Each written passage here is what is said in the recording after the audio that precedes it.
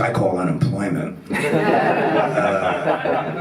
I was, a couple years later, I was sitting having a drink with Bruce on his lawn in LA, and I said, you know, I never knew why you chose me. And he said, well, you know, I'll tell you, there was a moment. And he tells me that, you know, everybody got a half hour to play. If you were terrible, you got a half hour.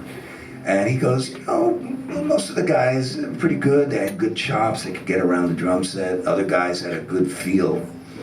He said, but he did a little thing where they'd be playing this fast sort of boogie shuffle, and all of a sudden he would go like this, like stop. And that was the test.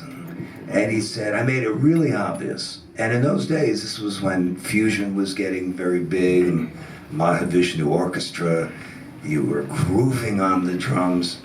If you had your eyes closed, which was very common, you would miss that.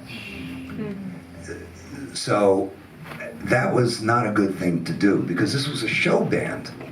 And I had a lot of experience playing in shows and in show bands, soul reviews, stuff like that, because I was considered the drums. I never did a drum solo. I was always there to give the leader, whether it's a sax player, a guitar player, or a singer, what they wanted the way I did it. But that way you can ensure that you're going to get paid and you're going to get hired. So very early on, I was directed. This wasn't, rock and roll was not my way of rebelling. Rock and roll was my way of getting into the establishment.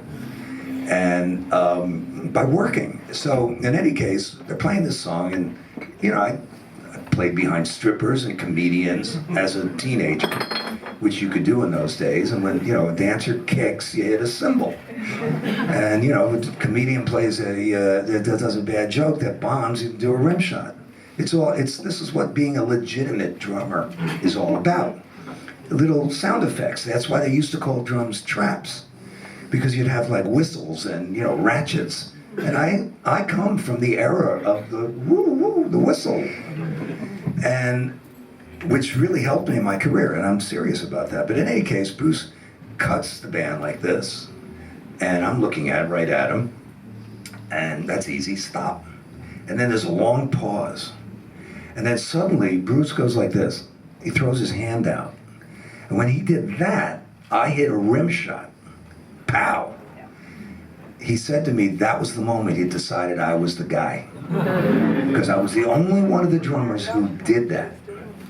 That I went for it, you know. And of course I also went up to him afterwards, and it was such an incredible musical experience. I'd never experienced anything like that. And it wasn't just what Bruce was doing, it was the way, so it was Clarence, Danny Federici, and Gary Tallent at my audition, and it was the way he was projecting, and I was like 3 feet away from him, but it was the way they were focused on what he was doing, which is the hardest thing to get in a band. And I went over to him afterwards and said, I think I did okay. I don't know what you're looking for, but I'll tell you what, I'll play with you for free. And I sincerely meant it. And he kind of like, hey, that's great. But I have no money. But you know, it was an indication of my sentiment and the heart that I had, and I still feel that way, because it's such an incredibly, you know, what do you call it, top of the field experience every time we play, every time we have played. So I got in the band. I was on my way to law school. So I dropped out of college. 21 credits to go is what they have there. And, Can I ask, what was the inspiration for law school? Because it seems a huge... Well, yeah, actually, when I was 21, so I did a record when I was 19.